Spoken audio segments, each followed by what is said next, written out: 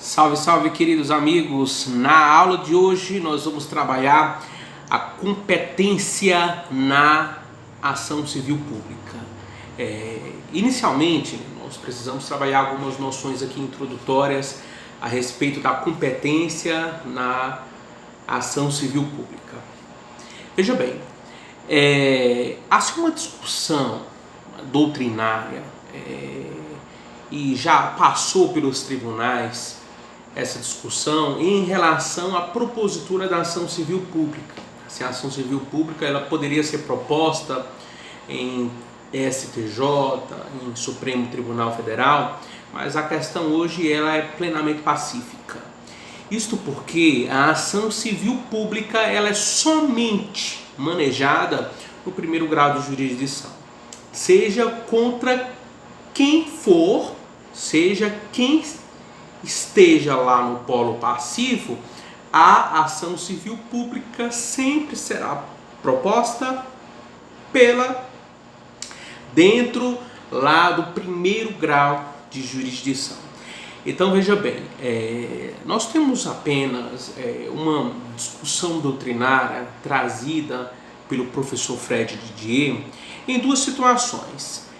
Nos casos do artigo 102, inciso 1, letra N, que diz assim: a ação em que todos os membros da magistratura sejam direta ou indiretamente interessados, e aquela em que mais da metade dos membros do tribunal de origem estejam impedidos ou sejam direta ou indiretamente interessados.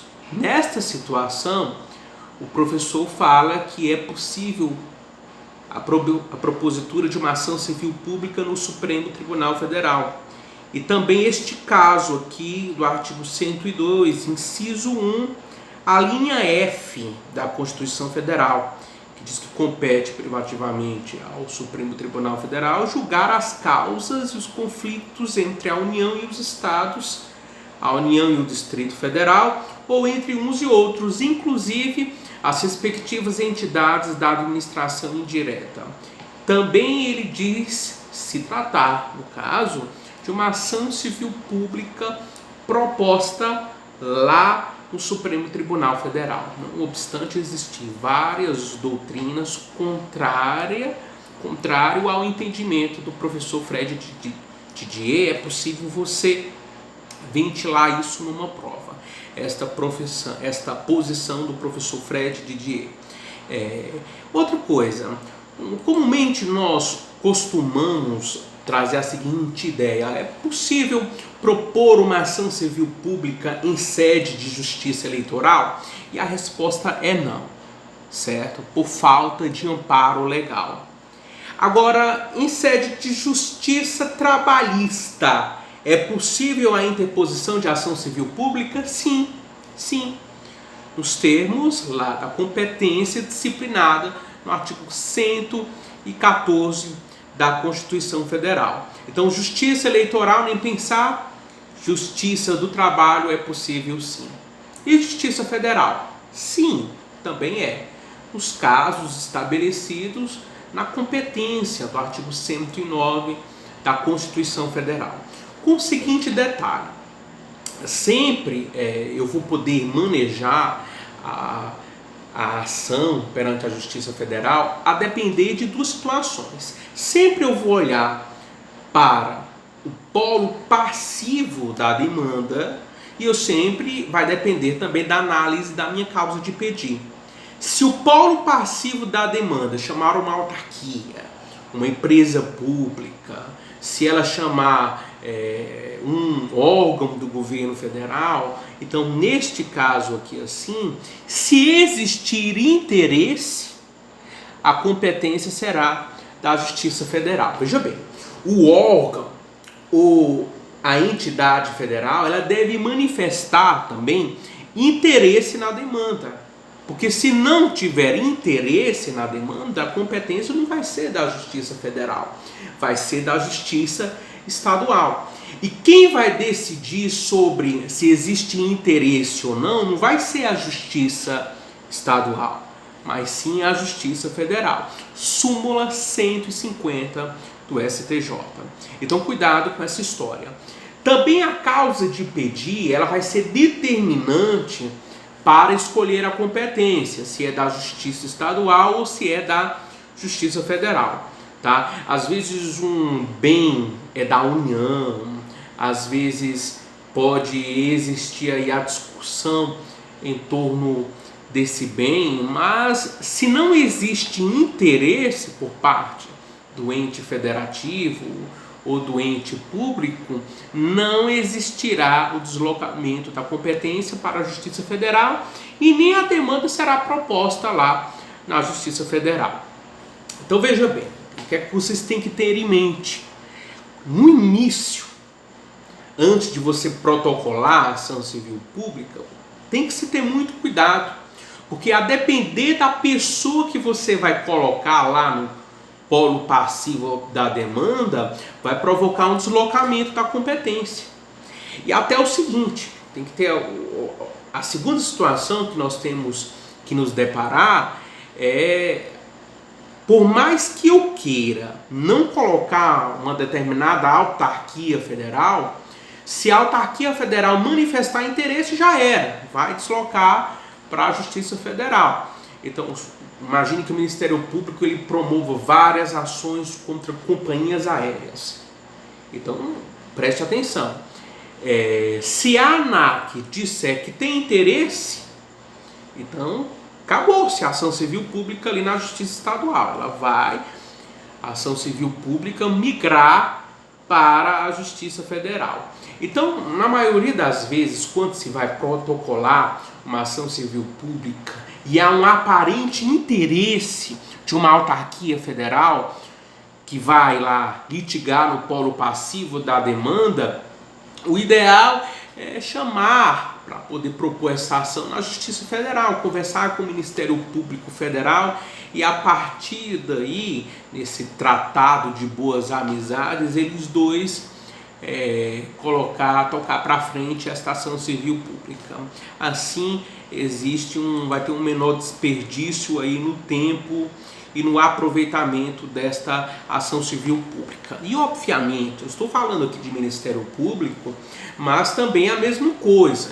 Se nós estivermos pensando numa Defensoria Pública Estadual promovendo uma ação civil pública. Então veja bem, se ela perceber que vai ter interesse de uma autarquia federal, de uma empresa pública federal, no caso, ela deve chamar a Defensoria Pública da União e eles juntos promoverem esta ação civil junto à Justiça Federal.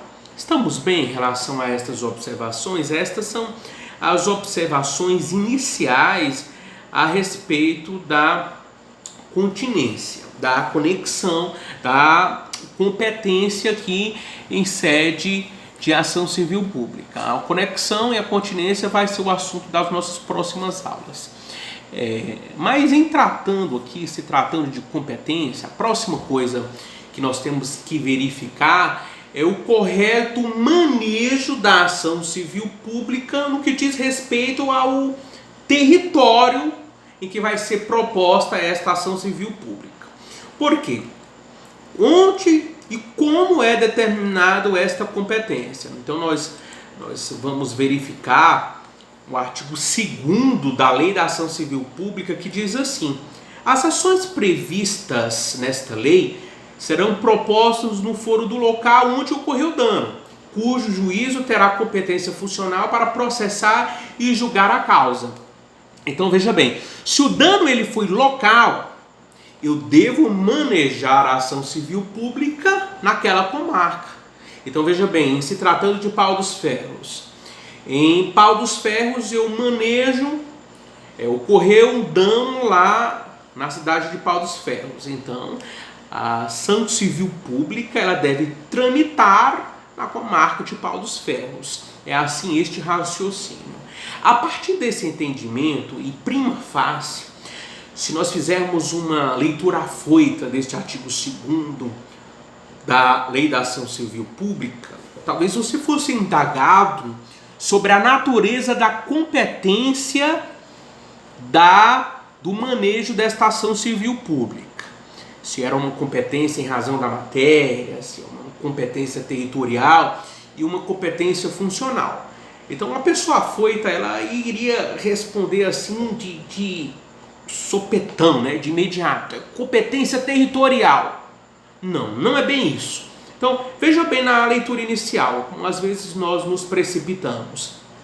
As ações previstas nesta lei serão propostas no foro do local onde ocorreu o dano. Então, talvez você pudesse pensar, né, você poderia pensar que a competência seria territorial, mas não, você deve continuar a leitura do texto, cujo juízo terá competência funcional.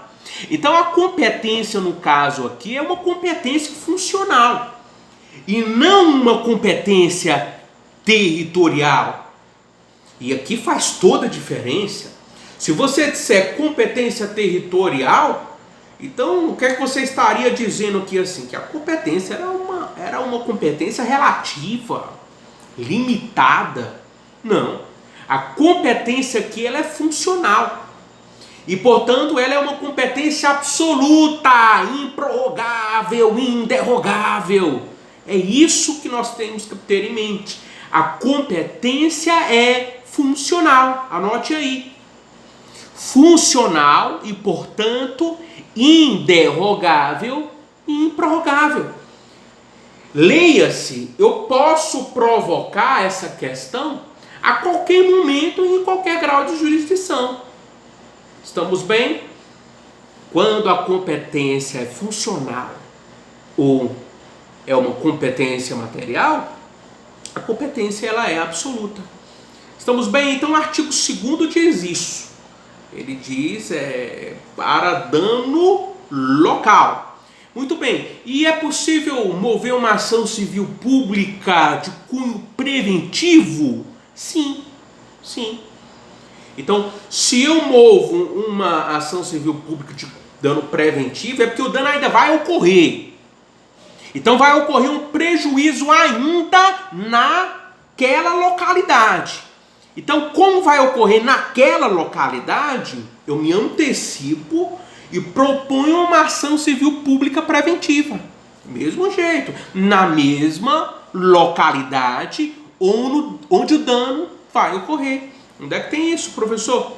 Então, nós temos essa disposição lá no artigo, no Código de Defesa do Consumidor. Então, cuidado com essa disposição. Se vocês forem aqui para o CDC, né, o CDC ele traz uma disposição que não está prevista lá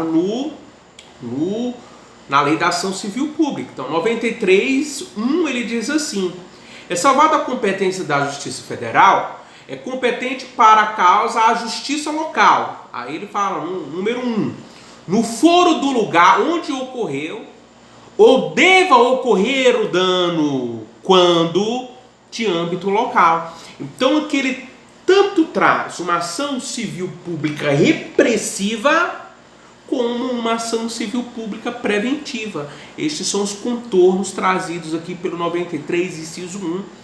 Portanto, mais completo do que o artigo 2º caput. Tá certo? Agora imagine o seguinte, nós temos duas cidades, certo? Onde tem uma indústria que está poluindo as duas cidades aqui, assim. Então ela está entre as duas cidades. Então o que acontece? O parquê desta cidade A promove a ação civil pública e o parquê desta cidade B promove uma ação civil pública em relação à mesma situação aqui, que é a poluição dessa indústria que está aqui poluindo essas duas cidades. Como fazer? Aqui a questão ela é resolvida pelo parágrafo único do artigo 2º da Lei da Ação Civil Pública, que a propositura da demanda prevenirá o juízo. Então aqui é a regra de prevenção. Quem propôs primeiro vai deixar o juízo aqui competente. Estamos bem em relação a isso? O Código de 73, o Código de Processo Civil de 1973, dizia que era prevento o juízo com a citação válida. O atual Código de Processo Civil, ele traz a regra da prevenção a partir do registro, se for comarca vara única, ou da distribuição, se existir mais de uma vara lá na comarca. Então, praticamente igual, mas não igual. Como a lei da ação civil pública tem preferência, e ela fala propositura, e propor sempre vem antes do registro e da distribuição, nós vamos perceber aqui que aplica-se sempre o parágrafo único do artigo 2º da lei da ação civil pública. Estamos bem em relação a isso? Então, muito cuidado. Preferência, parágrafo 2º do artigo, parágrafo único do artigo 2º da Lei da Ação Civil Pública. Isto porque o nosso sistema base é Lei da Ação Civil Pública, Códigos de Defesa do Consumidor.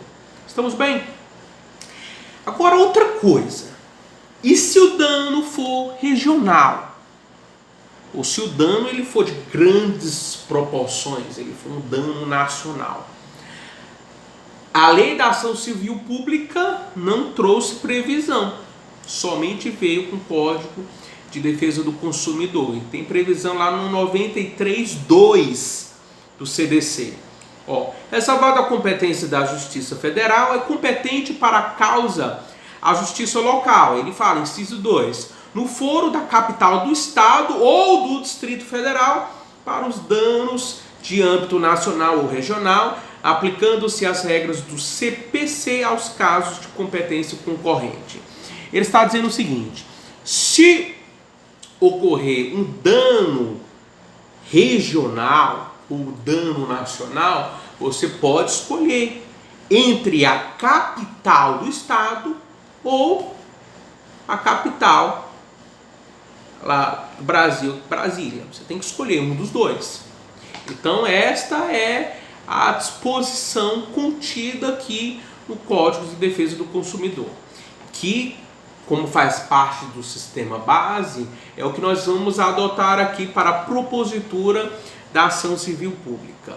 Então percebam só a seguinte ideia: ocorreu um dano, vamos imaginar assim, porque quem promove a ação civil pública, vamos pensar em sede do Ministério Público, eles têm uma atribuição específica deles, que é instaurar inquérito civil.